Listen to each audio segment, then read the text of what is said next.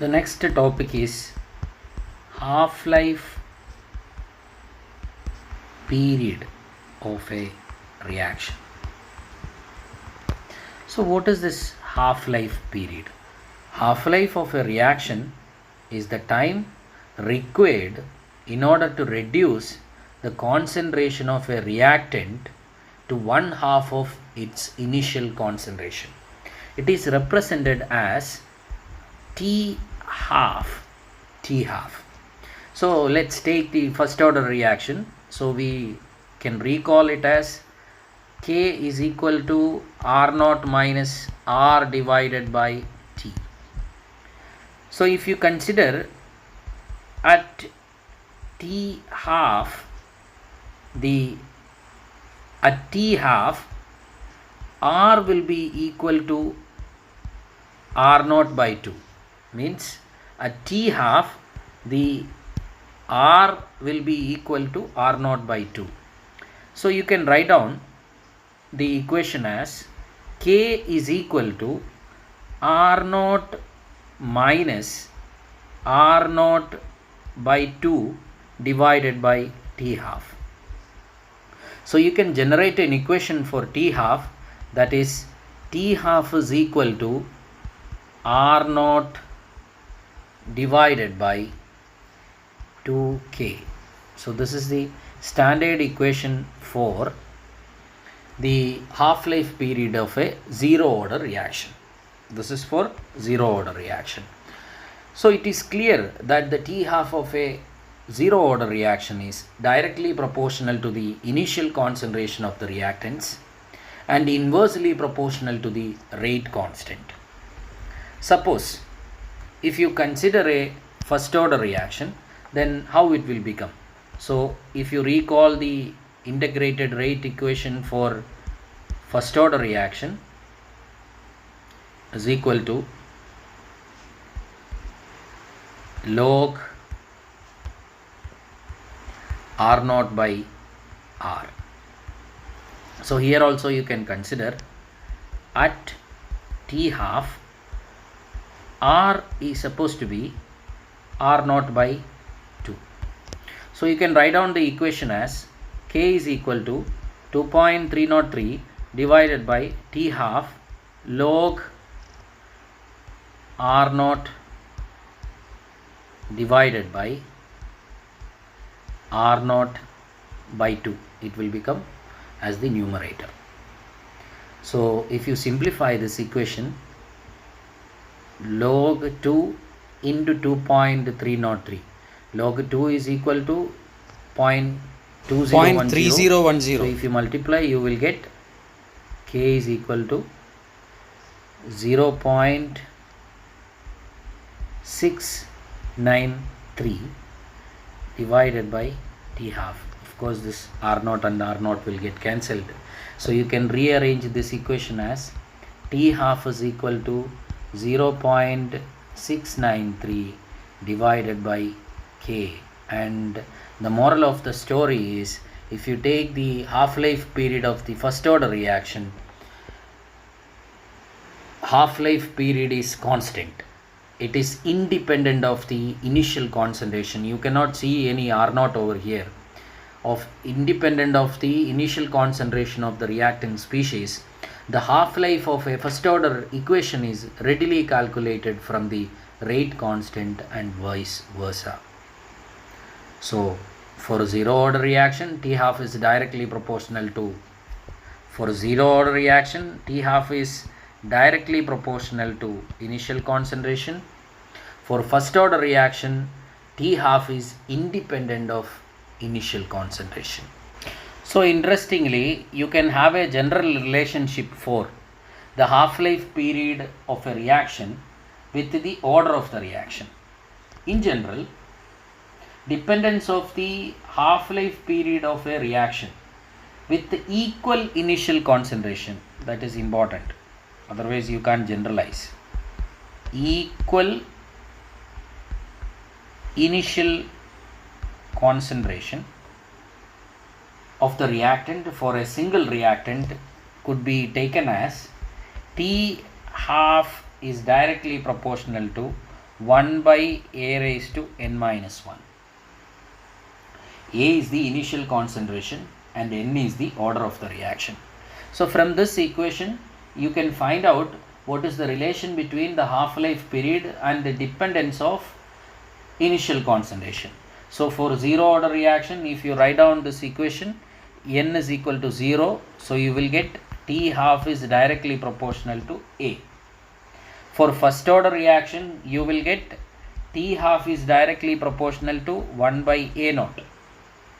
That is, T half is independent of the initial concentration. For second order reaction, you can write T half is equal to, T half is directly proportional to 1 by A.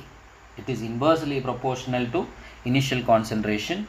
Whereas if you take third order reaction, you can write T half is inversely proportional to the square of the initial concentration. We will require this equation in another place.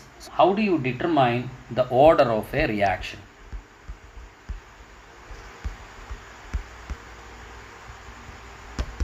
So in most of the cases, suppose if you take a reaction, A plus B plus C gives product. This is the reaction. So there are three reactants. Suppose if you wanted to determine the order of the reaction, you have to determine the order of the reaction with respect to A, with respect to B, and with respect to C, and you have to take the sum of the powers of the concentrations term in the experimentally determined rate law. That's how you find out the overall order of the reaction. And this method is called Ostwald's isolation method. And you imagine that you are taking all the reactants and you are increasing the concentration of every reactant simultaneously. So you will have no idea about what is the order of the reaction. So we have a systematic method in order to determine the order of the overall reaction, because there are three reactants over here. This order of this overall reaction is determined in 3 steps. How means that's what important with respect to Ostwald's isolation method. The method is called Ostwald's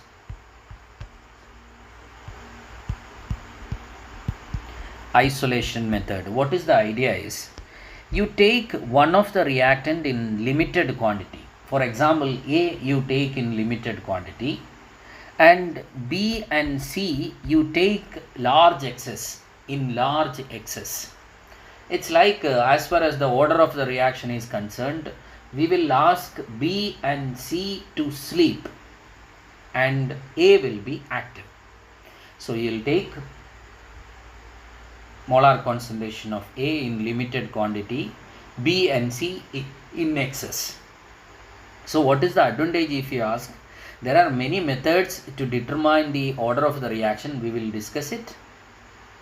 And by utilizing any of that method, we will determine the order of the reaction with respect to A.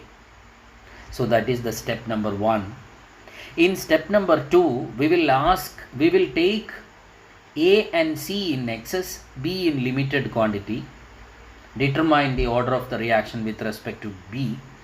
And in the third step, what we will do, we will take the limited quantity of C and we will take excess amount of A and B, so that what will happen, we will get the order with respect to A, B and C as N1 and N2 and N3.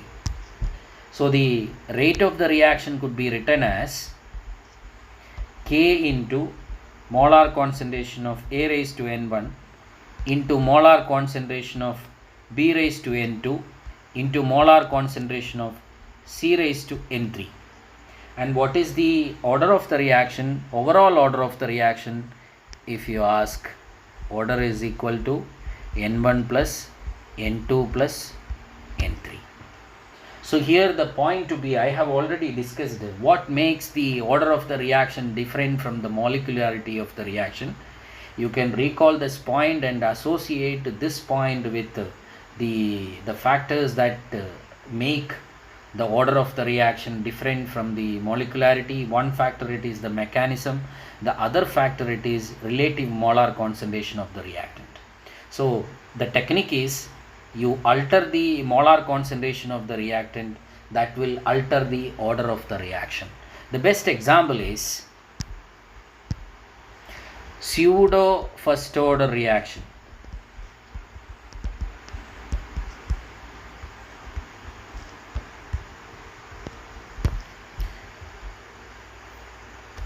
The pseudo first order reaction, best example is you take ester hydrolysis plus H2O. Ester hydrolysis can happen in presence of acid as well as bases. So when the hydrolysis happens in presence of base, we call that reaction as a saponification reaction. If it happens in presence of acid, we call it as acid hydrolysis. So initially we take the molar concentration of the ester. I could say like this only. You are taking a excess amount of water in a beaker and you are adding ester drop wise. So what is the relative molar concentration of the ester with respect to water? Water is really excess, whereas the molar concentration of the ester is quite low. So the concentration of water does not get altered much during the course of the reaction. So in the rate equation you cannot have water which is going to alter the rate of the reaction. So the rate equation will be C2H5 raised to 1. With respect to water, it is supposed to be 0. So what is interesting over here is, if you look at this reaction, you may feel that the rate of the order of the reaction is second order reaction. In fact, it has to be, if you look at the mechanism, but the order of the reaction over here is first order, and it is not exactly first order. We made it first order by altering the molar concentration, taking one of the reactant in excess. So this is not supposed to be a first order reaction, but it is a first order reaction. So this reaction is what we call pseudo first order reaction. And another best example for the pseudo first order reaction is inversion of cane sugar. In that case, the reaction will be like this: C12H22O11 plus H2O. In presence of acid, you get C6H12O6 plus C6H12O6. This is glucose and this is fructose. You have to learn why glucose is different from fructose. That is related to the stereochemistry. Here the rate of the reaction could be written as K into C12H22O11. So this is what about the pseudo first order reaction. So we'll come back to the determining the order of the reaction. So if we have more than one reactant, what strategy we apply in order to determine the order of the reaction, we have already seen. Now we have to see how do you determine order of the reaction with respect to each reactant. So next we are going to determine with respect to an individual reactant, how do you determine the order of the reaction. So we have already came out with an integrated rate equation. We already discussed about the order of the reaction. So from that, if you think loudly, you will get an idea. That is, we know that for the first order reaction, the rate of the reaction is directly proportional to the first power of the molar concentration of the reactant. And for a second order reaction, rate of the reaction is directly proportional to the second power of the molar concentration of the reactant. For third order reaction, the rate of the reaction is directly proportional to the third power of the molar concentration of the reactant. So that if you plot a graph where you have taken rate along an axis, and the other side if you take R for first order reaction, R square for second order reaction, and the third power of the reactant for third order reaction, for each reaction which follows the particular order, you are supposed to get a straight line with a positive slope, because the proportionality is directional, direct proportionality.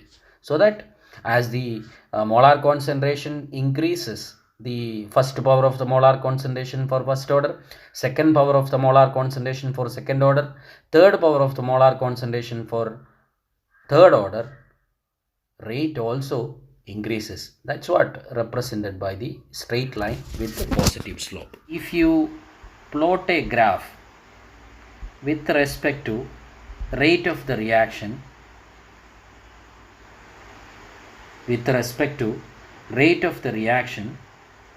or it could be told that in the graph you have plotted rate against a raised to n. A raised to n means n is the order of the reaction. So suppose if you recall the first order reaction, where you have taken the first order reaction, rate is equal to K into molar concentration of A. So if you plot rate against A, you are supposed to get a straight line with a positive slope.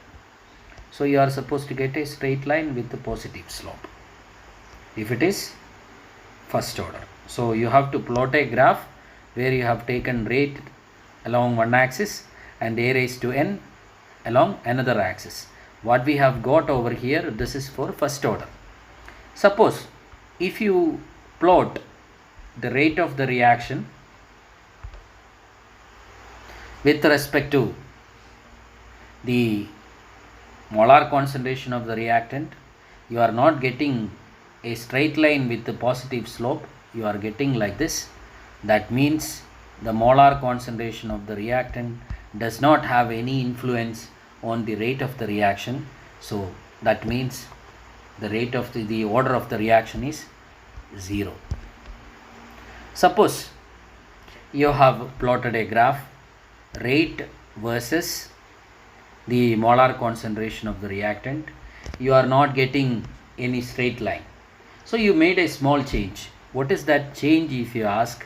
You have taken A square, second power of the molar concentration of the reactant, and you got a straight line. What does it mean? The order of the reaction is second order reaction. So please understand, the rate of a given reaction is determined for different value of reactant concentration. Rate is plotted against the concentration of the reactant. If a straight line is obtained when the rate is plotted against A raised to molar concentration of A raised to n, then n is the order of the reaction. That's how it has to be written. So this is one method to determine the order of the reaction.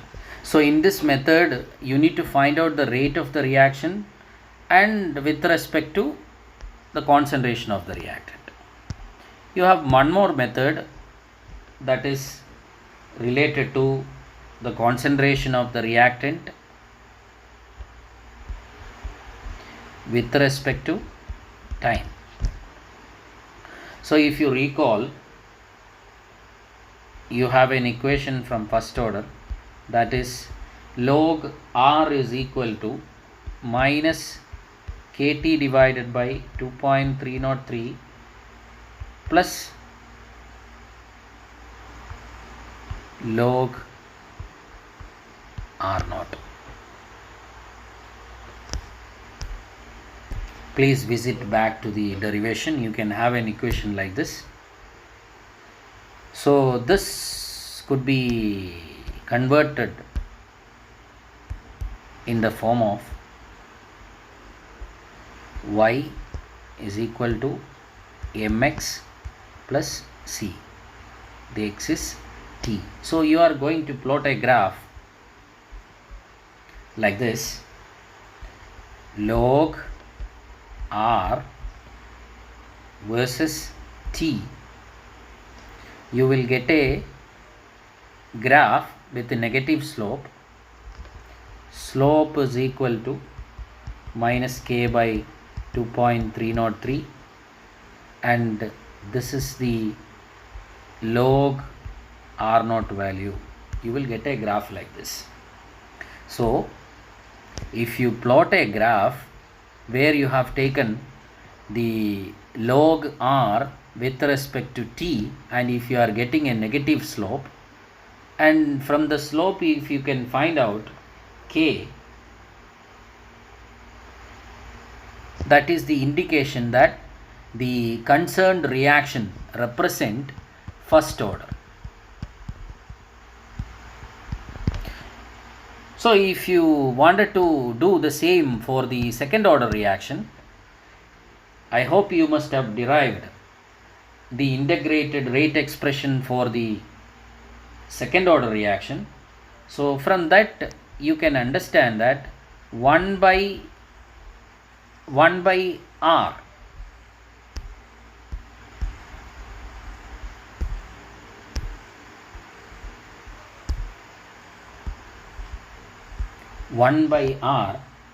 if you plot against t, you will get a graph like you have seen for first order. You will get a graph like this. What you have to do? You have to take 1 by r, not log r, with respect to t. If you are getting a graph, it is second order. If you are taking a third order, then you are supposed to get 1 by r raised to 2 with respect to t. If you are getting a graph like this, it is third order. Though we have already discussed about two methods in order to determine the order of the reaction. First method is with respect to graph only, where we have taken the rate of the reaction along y-axis and the molar concentration of the reactant along x-axis. And second graphical method, it is with respect to the integrated rate equation. You have to get a straight line with a negative slope in each graph, in which case you are getting a negative slope. Means if you are taking log molar concentration of the reactant with respect to time and you are getting a negative slope, that is for first order. If you are taking 1 by molar concentration of r with respect to time, then it is second order. If you are taking 1 by molar concentration of r square with respect to time, that is third order. So these two methods are suitable for the reaction with a single reactant, and the concentration of the reactants determined experimentally for different interval of time. That's all. That will give you the rate of the reaction also.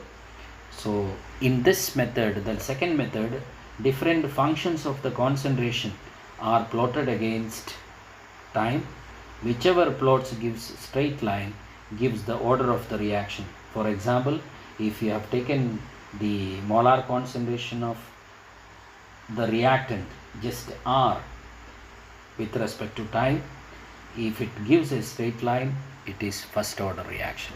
So this is one method to determine the order of the reaction. Another method is from half-life period. Suppose T half is directly proportional to a raised to n minus 1. Let us take T1 and T2 be the half-life time when A1 and A2 as the initial concentration. So what you will do, you will take a initial concentration A1 and determine the half-life period. You will take initial concentration A2 and determine the half-life period, that is T2. So these T1 and T2 are the half-life period. If you want, you can write T half 1, T half 2. For simplification, we will take T1 and T2, and you can have an equation that is T1 is directly proportional to 1 by a1 n raised to 1, a1 raised to n minus 1, and T2 could be written as it is directly proportional to 1 by a2 raised to n minus 1. And if you take T1 divided by T2, it could be written as a2 divided by a1 whole raised to n minus 1. And if you take the logarithm of this, you will get log T1 divided by T2 is equal to n minus 1 log a2 by a1. You will get like this. Suppose if you can understand what is a1 and what is a2. What is a2 is upper side and a1 is downside. What is a2 and what is a1 for the particular time t1 and t2, you can find out what is the value of n. So this is a simple method with respect to half-life period. So you already know that there is an equation that is half-life period is directly proportional to a raised to n minus 1. So you can assume two half-life period for the same reaction. What is the alteration you have made? First case you have taken an initial concentration A1, that is 50. Another case you have taken A2, that is 100. So both the reaction in order to get the half-life period, it will consume some amount of the reactant.